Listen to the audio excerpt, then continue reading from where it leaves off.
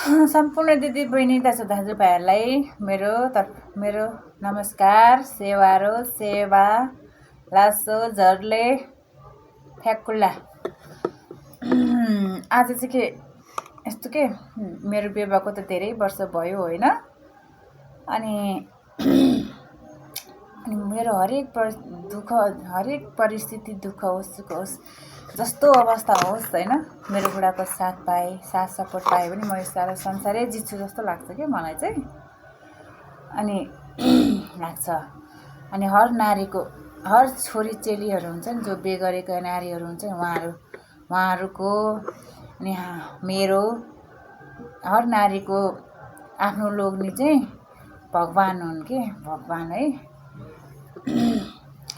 अनि हुन्छ नि अब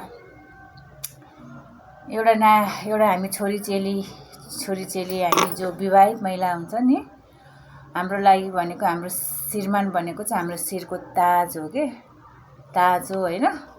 उहाँ छ भने हाम्रो इज्जत बचिराखेको हुन्छ के समाजमा होइन। आफ्नो श्रीमान छ भने हरेकले कुनै पनि उसले बोल्न सक्दैन कि श्रीमान भएको छोरी चेलीलाई चाहिँ। जब हाम्रो श्रीमान हुन्छ नि हामीलाई उम्ला ठहराउन सक्दैन के। अनि समाजले त यो त्यो यो भनेर भन्न सक्दैन। श्रीमान भनेको त्यस्तो चिज रहेछ, श्रीमान भनेको त्यस्तो महान व्यक्ति हो हाम्रो लागि।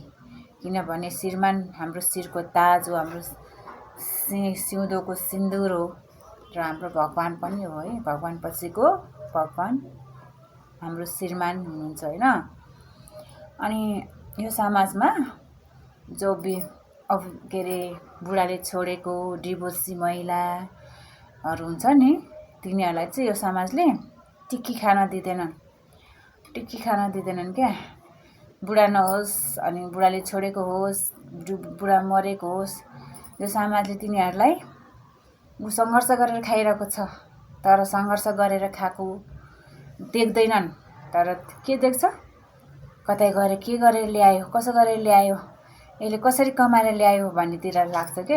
उम्ली ठहराएर ल्याएको हुन्छ के। कोहीसँग गएर के गरेर ल्यायो, नाठोसँग गएर यस्तो गरेर उस्तो गरेर ल्यायो भनेर उसलाई उम्ला ठहराइ नै रहेको हुन्छ। तर उसको दुःख गरेर पसिना बगाएको दुःख चाहिँ देख्दैन होइन। उसको दुःखलाई देख्दैन। तर बुढा छैन उसँग, उसको बुढा मरेको छ, बुढाले छोडेको छ भने, डिभोर्सी छ भने आमामामा ती नारीहरूलाई यो समाजले विभिन्न नाम दिन्छ उसलाई बाँच्न खान दिँदैनन्। अनि उनीहरूलाई नाना भाथीको नाम दिएर उसले गरेको सङ्घर्षलाई देख्दैन। तर विभिन्नसँग यस्तो गरेर आए उस्तो गरेर आएर कमाए भन्ने मात्रै देख्छ। अनि म देख्छ क्या।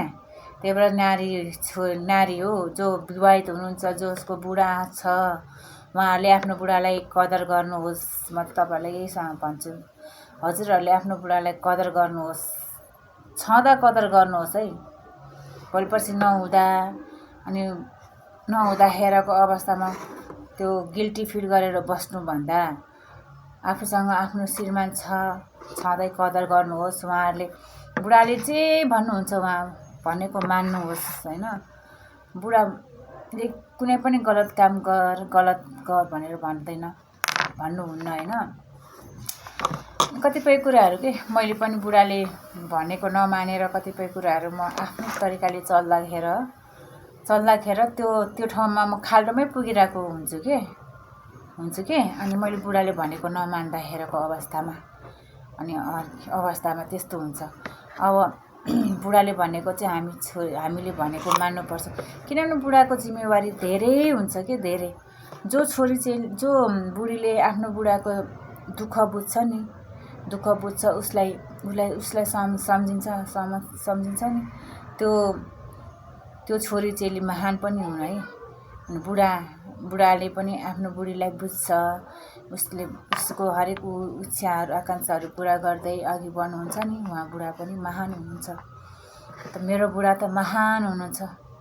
म त उहाँको त के भन्नु है, उहाँलाई त भनेर शब्दै छैन कि। उहाँ यति महान हुनुहुन्छ कि मान्छेले भन्छ होला होइन यसले बुढोको बखान गर्यो त्यस्तो त्यो कुनै बेलामा यो हुन्छ त्यो हुन्छ होइन होइन मेरो बुढा मेरो लागि भगवान् हुनुहुन्छ कि अनि उहाँ भगवान् हुनुहुन्छ त उहाँको लागि त मेरो सर्वस्व नै मैले त्यागिसकेको छु। उहाँ नै मेरो सब थोक हो, उहाँको लागि म नै सब थोक हो पनि हो कि।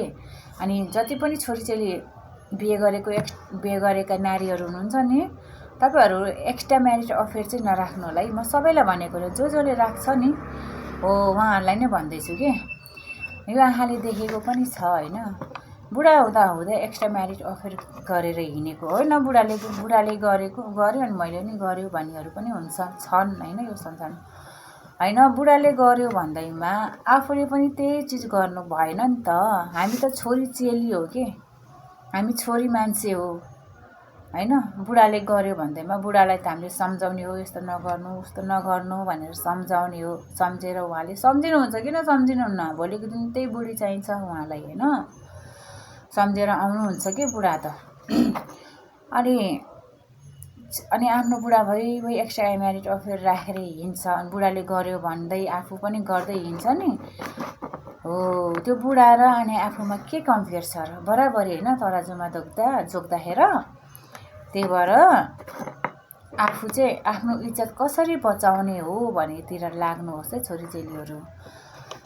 ल हामीले त बुढा एक्स्ट्रा म्यारिज अफेयर राखौँला अरे, भोलिको दिनमा बुढाले थाहा पाएर बुढाले गर्यो भने त हामीले माफी, छोरी मान्छे हो हामी त माफी दिन्छौँ, तर बुढाहरूले त माफी दिँदैन नि होइन। आफ्नो बुढी जस्तै भए आफू जस्तै भए पनि आफ्नो बुढी सही होस् भन्न चाहन्छ कि बुढाहरूले चाहिँ होइन।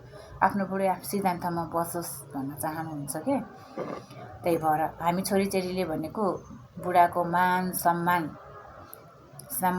गर्नुपर्छ होइन। उहाँको सिन्दुरको लाज राख्नुपर्छ, उहाँको मान सम्मानलाई ठाउँमा राखेर चल्नुपर्छ, उहाँको मान सम्मानलाई सङ्घारेर हिँड्नु हुँदैन हामी छोरीचेलीले। भोलि कुनै पनि एक्स्ट्रा म्यारिज अफेयर राखेर कुनै पनि छोरा मान्छे, सबै छोरा मान्छेलाई भन्दिनँ म, कुनै पनि छोरा मान्छेले अर्काको बुढीलाई फकाउनको लागि विभिन्न थरी जुक्ति गरेका हुन्छन् होइन। अनि त्यसमा फस्छन् छोरी मान्छेहरू, त्यसरी नफस्नु होला होइन। भोलिको दिन उनीहरूले के नाम दिन्छ थाहा छ तपाईँहरूलाई? बुढा छोड्नेले, आफ्नो बालबच्चा छोड्नेले मलाई छोड्दैन भन्ने के ग्यारेन्टी छ भन्छ र अनि उपनाम तपाईँहरूलाई दिन्छ। त्यसरी आफ्नो बुढाकै भएर बस्नुहोस्, जस्तै भए पनि आफ्नो बुढाकै भएर बस्नुहोस् है छोरीचेलीहरू। अनि जति पनि अब एक्स्ट्रा म्यारिज अफेयर राख्ने दिदीबहिनीहरू हुनुहुन्छ नि, त्यो तपाईँको वैसा र पैसा हुन्जेल हो है। जब पैसा पनि सिद्धिन्छ अनि पैसा पनि सिद्धिन्छ नि, त्यो बेला आफ्नो भएको बुढाको याद आएर फर्केर जानु पर्दाखेरि त्यो अवस्थामा आफ्नो घरको बुढाले नराख्नु सक्छ तपाईँलाई होइन। किनभने तपाईँले उहाँको सिन्दुरको मान राख्नु भएन, उहाँको मान सम्मान नागेर जानु भइसकेपछि त उहाँले कसरी राख्नुहुन्छ? समाजमा इज्जत हुन्छ त बुढाको, समाजमा इज्जत हुन्छ। फलानुको बुढी यस्तो गरेर उस्तो गरेर आयो भनेर उहाँको मान सम्मान त गइसकेको हुन्छ नि त। त्यो अवस्थामा तपाईँलाई कसरी उहाँले स्वीकार्न सक्नुहुन्छ?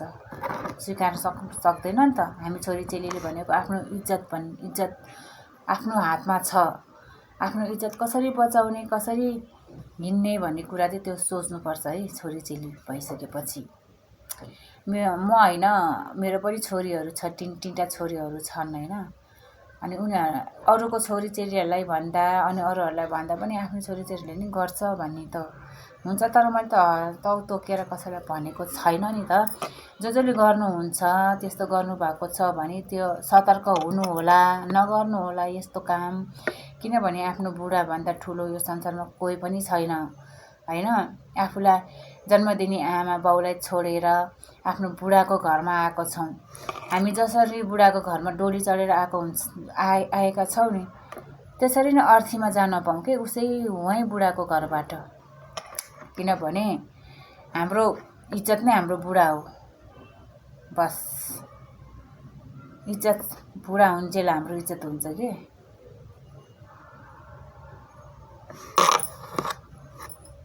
अघि नभनेको कुराहरू त भएन नि।